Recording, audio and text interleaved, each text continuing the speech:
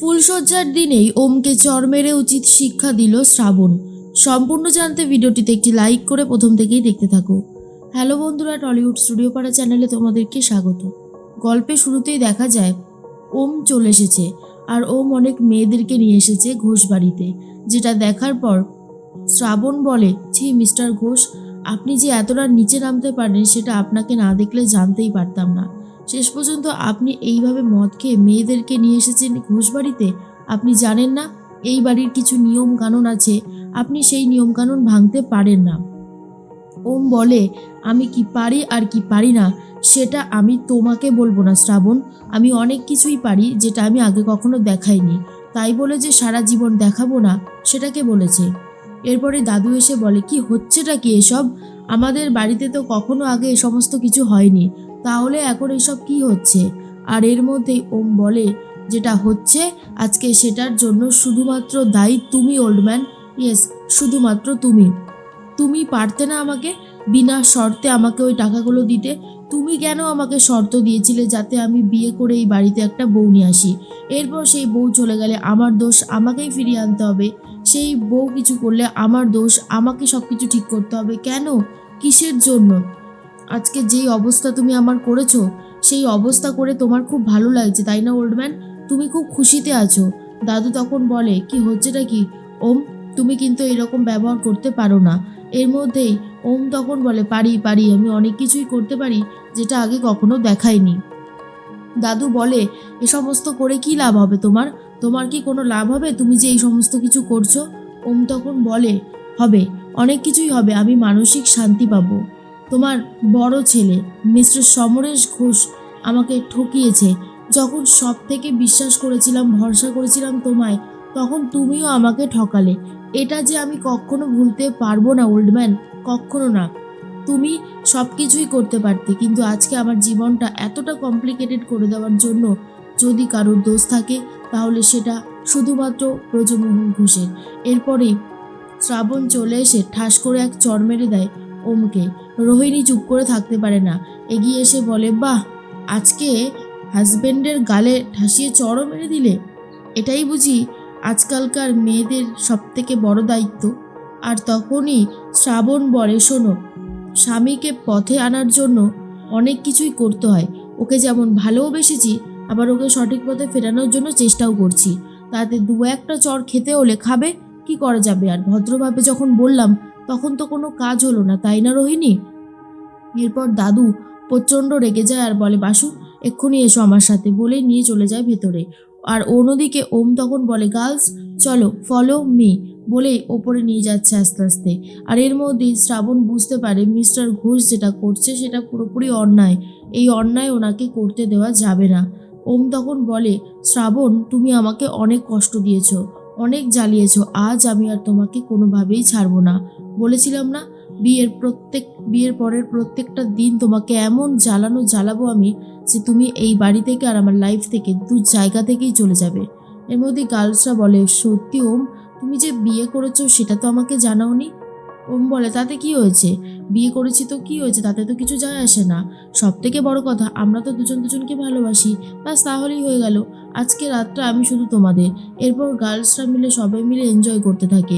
এরপর শ্রাবণ এসে দরজাটা টকটক করতে থাকে, আর তখনই দরজা খুলে দেয়। আর শ্রাবণ ঢুকতে গেলেই ওম তখন বলে, আজকে এই ঘরে তোমার জায়গা হবে না, যাও, বেরিয়ে যাও, বেরিয়ে যাও বলছি।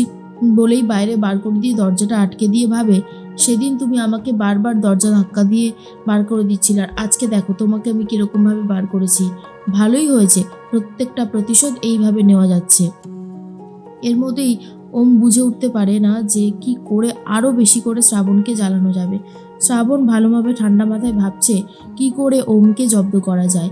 এর মধ্যেই রোহিণী আর অভি চলে এসেছে ঘরে। রোহিণী তখন বলে, আজকে সারাটা দিন ধরে সানায়া আর ভেঙ্কি দাদাভাইদের ঘরে কি সুন্দর সাজিয়েছে ফুল টুল দিয়ে, আর আমার ঘরে জাস্ট কয়েকটা গোলাপের পাপড়ি ফেলে দিয়ে চলে গেছে। তখনই অভি বলে, তাতে কি হয়েছে রো?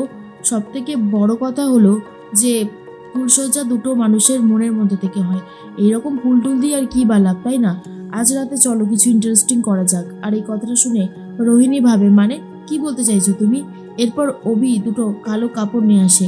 একটা কাপড় রোহিণীকে বাঁধবে বলে ঠিক করেছে চোখে, আর একটা নিজের চোখে। রোহিণী বলে, এটা তুমি কি করতে চাইছো? আর তখনই অভি বলে, এটা কি করতে চাইছি, খুব সিম্পল। দেখো, তোমার আর আমার ভালোবাসার একটা পরীক্ষা হয়ে যাক। এই যে কালো কাপড়টা তুমি দেখতে পাচ্ছ আমার হাতে, এটা আমি তোমার চোখে বেঁধে দেবো আর আমার নিজের চোখেও বাঁধবো। তারপরে তুমি আমাকে ফিল করে নেবে, বুঝতে পেরেছো? ফিল করে কাছে টেনে নেবে, দেখি তোমার কতটা অনুভব আছে আমার উপরে যে তুমি আমাকে চিনে নিতে পারো। কথাটা শোনার পরেই তখন রোহিণী বলে, বাহ, এটা তো ভারী ইন্টারেস্টিং গেম, দাও দাও বেঁধে দাও। এরপর তখনই অভি দেখা যায় রোহিণীর চোখে কালো কাপড়টা বেঁধে দেয় আর নিজেরটাতেও বাঁধে, কিন্তু কিছুক্ষণ পর নিজেরটাতে খুলে ফেলে আর আস্তে আস্তে বলতে থাকে, খোঁজো রোহিণী, খোঁজো, আমাকে খুঁজে বার করো। এই বলেই ঘর থেকে বেরিয়ে যায় আস্তে আস্তে করে। রোহিণী সেটা বুঝতেও পারেনি। রোহিণীর তো চোখে কালো কাপড় বাঁধা, আর রোহিণী ঘরের মধ্যেই অভি অভি বলে খুঁজতে শুরু করে আর বলে, কোথায় গেলে তুমি? আমি তোমাকে ছাড়া ভালো থাকতে পারছি না, বেরিয়ে এসো, বেরিয়ে এসো বলছি। এর মধ্যেই ওম তো ঘরে নাচানাচি করছে, হই হুল্লোড় করছে। শ্রাবণ বাইরে দাঁড়িয়ে আছে। তখনই অভি এসে বলে, ছি ছি ছি ছি শ্রাবণ, তোমার এই অবস্থা যে আমি একদমই দেখতে পাচ্ছি না। তুমি জানো তোমার জন্য আমি ফুলশয্যার ঘর থেকে বেরিয়ে এসেছি। এখনও বলছি সময় আছে, দেখো সময় চলে গেলে কিন্তু আর কখনো ফিরে আসবে না। প্লিজ তুমি কিছু একটা করো, তুমি আমার সাথে চলো, আমরা অনেক দূরে চলে যাব, আমরা অনেক ভালো করে সুখে শান্তিতে সংসার করব। তুমি আমার ওপর একটু ভরসা করো, যা আগে করেছি করেছি, এখন আর আমি কোনো খারাপ কিছু করব না, এইটুকু ভরসা আর বিশ্বাস তোমাকে আমার ওপরে করতেই হবে। শ্রাবণ প্লিজ প্লিজ কিছু একটা বলো। কিন্তু শ্রাবণ কোনো কথা বলতে চায় না আর বলে, ছাড়ো অভি, এখন আমি এই ঘোষ বাড়ির বউ, আর তুমি ঘোষ বাড়ির বউকে নিয়ে পালানোর কথা বলছো? ছি, ভাবতেও অবাক লাগে। অভি তখন বলে, ঘোষ বাড়ির বউ না চাই, ওই তো ওম আজকে তোমাকে ঘর থেকে বার করে দিয়েছে আর মেয়েদেরকে নিয়ে ফুর্তি করছে, তাহলে বলো তুমি কার জন্য এই বাড়িতে পড়ে থাকবে? কিসের জন্য পড়ে থাকবে? এত কষ্ট সহ্য করে কি আর পড়ে থাকা যায়? এসো আমার কাছে। কিন্তু শ্রাবণ অভিকে সরিয়ে দিয়ে একটা নতুন প্ল্যান বার করে। এদিকে যখন সবাই মিলে ঘরে নাচানাচি করছিল, তখনই দরজাটা কেউ একজন ধাক্কা দিতে থাকে আবারও। এরপর সবাই মিলে খুলে দেখে কেউ তো নেই, তাহলে এত জোরে দরজাটা ধাক্কা দিল কে? ওম তখন বলে, দিয়ে দাও, আর ওসব দেখতে হবে না। ঠিক সেই মুহূর্তেই দরজা বন্ধ করতে গেলে সাদা একটা ধোঁয়ার সৃষ্টি হয়ে যায় আর চারিদিক ধোয়া ধোয়া হয়ে গেছে। মেয়েগুলো ভাবে এত ধোঁয়া কোথা থেকে আসলো। আর অন্যদিকে দেখা যায় যে রোহিণী এখনও ঘরের মধ্যে অভিকে খুঁজে চলেছে, কিন্তু ঘরের মধ্যে তো আর অভি নেই। আর এর মধ্যে শ্রাবণ ঝাঁটা হাতে নিয়ে চলে আসছে। ঝাঁটা হাতে নিয়ে সবকটা মেয়েকে এখান থেকে বিদায় করবে বলে ঠিক করেছে, আর তার জন্যই রীতিমতো ঝাঁটা নিয়ে এগিয়ে আসছে। আর শ্রাবণের এই রূপ দেখে সবাই চমকে যায় আর ভাবে, সর্বনাশ, এবারে তো ওমের স্ত্রী দেখছি হেব্বি খেপে গেছে, এই যদি ঝাঁটার বাড়ি মারে তাহলে তো হয়েই গেল। আর শ্রাবণ ঠিক করে এইভাবে ভয় দেখিয়েই যে কটা মেয়ে এসেছে তাদের সব কটাকে এই বাড়ি থেকে বিতাড়িত করতে হবে।